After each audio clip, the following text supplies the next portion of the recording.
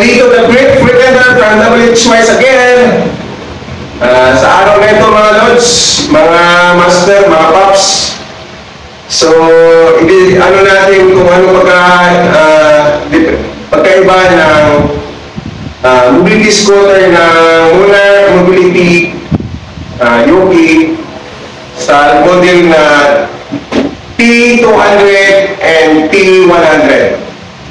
So, kung bago lang po kayo sa aking channel, please subscribe and hit the notification bell para activate kayo sa mga videos models. Gagawa po tayo ng content na ganito. So, paano na rin po ang aking Facebook page at aking TikTok account nitong Makalinya Vlog.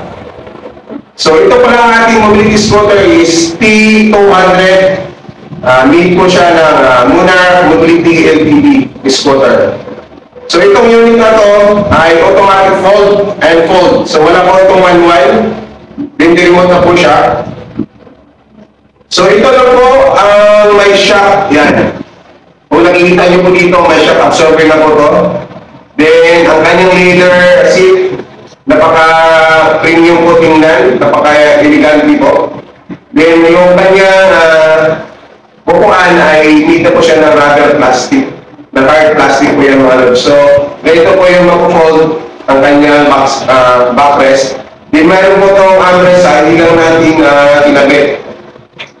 So, automatic fold po ito, wala po siyang manual. So, yan po yung difference between sa ating T100 at T200. Yung itong ating shock absorber, then yung lights niya.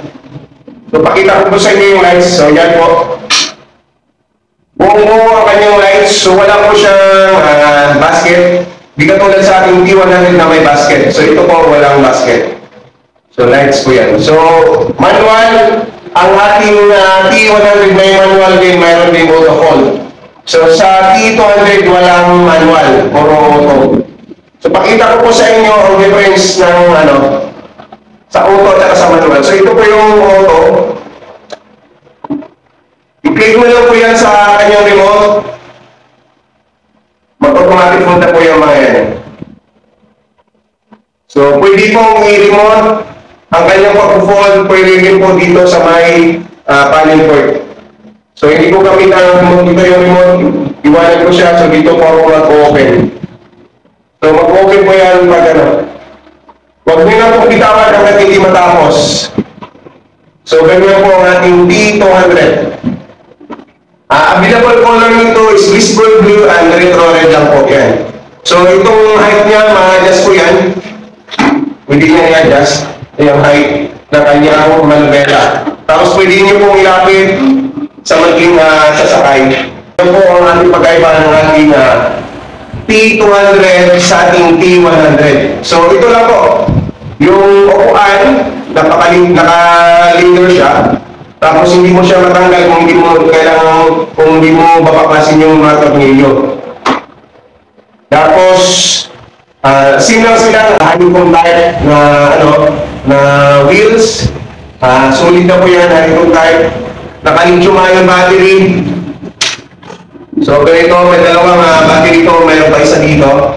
So allowed po ito sa airlines kasi ang kanyang battery na po is mayroon kaming standard dito na battery na 24 volts, 4.9 amperes lang po. So, kung gusto niyo pong mataas, ito po yung 25.2 volts, 7.5 amperes, equivalent to 169 watts ampere hour. So, sa harapan niya lang po, ganyan. So, wala po siyang basket. Di makikita niyo po dito sa kanyang panel board. Ang kanyang, ayan.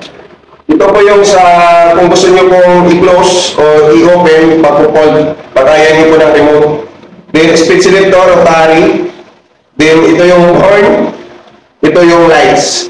Tapos, ito yung susian. So, ganyan lang po yung ito po yung ating T200 by Monarch Mobility Scooter LTD. And Lito the Great from WXY. So, ito po yung ating T100. So, available color nito is lime, Blissful Blue, and Retro Red. So, siya may basket. Yan.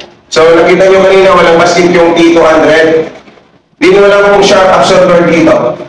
Pinakanyang cushion, natatanggal. Yan. Ano siya na parang siyang miss na mayroon siyang foam sa ilalim. So naka-velcro yung kanyang ano. So pwede niya siyang tanggalin, pwedeng labahan. So ganito yung fold sa kanya. Yung armrest nung kanina, so sila din po ng armrest dito. So yung armrest niya is natataas. Kaso po hindi po siya na-adjust na pagilid, pa-sideward, wala pong adjustment. Ganito na po talaga yung pinaka-clearance niya. So ito lang po is na ibaba. Gano'n lang. Pwede nyo lang ibaba. So mayroon pong automatic fold. Yung fold niya, kung ano yung nakita nyo kanina sa 200, simulan din po sa auto nito. So ito yung manual. So yung manual, may palatandaan dito na kulay red, na bakal. So, iangat nyo lang po yan. Once naman nyo, so, yun na po yung pinaka-hold niya. Kung kanina po yung basket, then bapak nyo na po ito. So, ganyan maging itsura nyo pag isakay nyo sa airlines. So, hand carry yung mga battery. Yung battery niya, simulan din sila ng laki. Pariwa lang sila lahat. So, mayroon kami dalawang klase ng battery nito. Yung standard namin is 24 volts, 4.9 amperes, at saka kung gusto nyo malaki, pero additional po ng 5,000 sa unit. So yung yung equivalent nito is 25.2 volts, 7.5 amperes, equivalent to 169 watts ampere hours. So sa price nito, na manual fold, kung yung battery niya is 24 volts, 4.9 amperes is 71,990. Pero kung gusto nyo po na manual fold, na yung battery niya is 35.2 volts, 7.2 amperes, yung price naman nga po is 76,990. Additional lang po na 5,000. Ayan. So yung automatic fold nito, 79,990 sa standard na battery. Kung gusto nyo makas na battery, additional 5,000.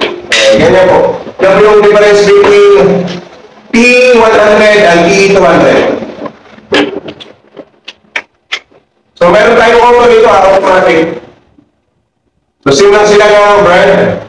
Nagawa sila ni Monarch Mobility Scooter or Mundo. So thank you so much. Sa iyong panunood. God bless.